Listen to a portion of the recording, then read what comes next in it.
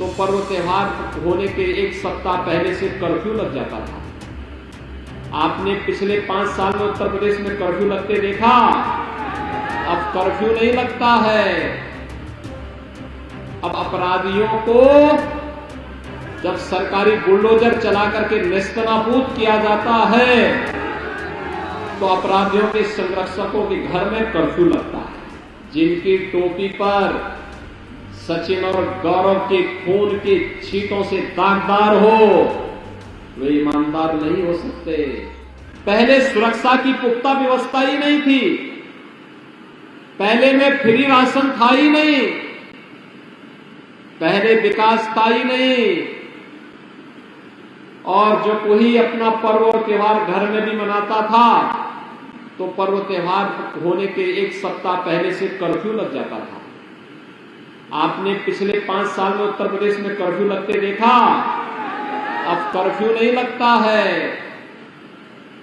अब अपराधियों को जब सरकारी बुलडोजर चला करके नेस्तनाबूद किया जाता है तो अपराधियों के संरक्षकों के घर में कर्फ्यू लगता है। जनता के लिए कर्फ्यू नहीं लगता है। और इसीलिए भाइयों बहनों हम लोग आए आपके पास। पिछली सरकार के समय गरीब भूख से मरता था, किसान कर्ज के तले दब करके आत्महत्या करता था, नौजवान पलायन करता था, व्यापारी से अवैध वसूली होती थी, बेटी स्कूल नहीं जा पाती थी, प्रदेश में अराजकता का वातावरण था तो कोई निवेश करने भी नहीं आता था। अब तो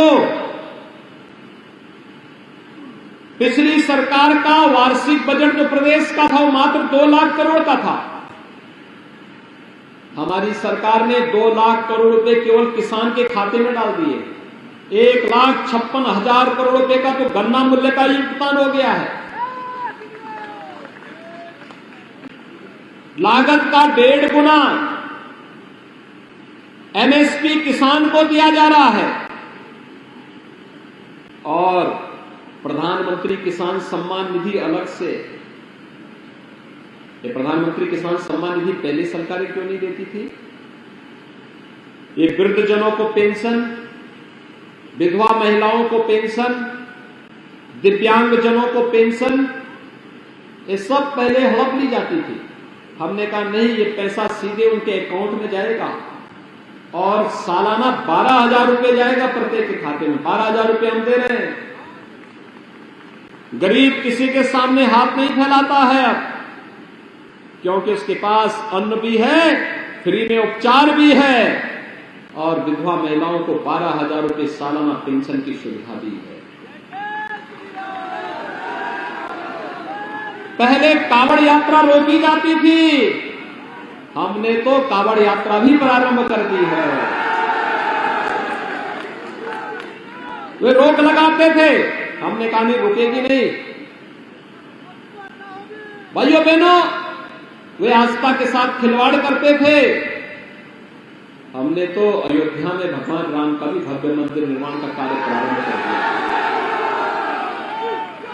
पहले अपराधी सिर चढ़ करके किसी भी व्यापारी का अपहरण कर लेता था, राह चलते हुए व्यक्ति को गोली मार देता था। आज वही अपराधी गले में तख्ती लटका करके चलता है कि साहब जान बकस दो, अब सब्जी बेचूंगा। आपने देखा होगा ना कई जगह। और इसीलिए भाइयों बहनों मैं यही कहने के लिए आया हूं, सरकार चलाने के लिए सोच ईमानदार चाहिए। मतलब सोच ईमानदार तो काम दमदार। एक काम दमदार तभी है क्योंकि सोच ईमानदार है।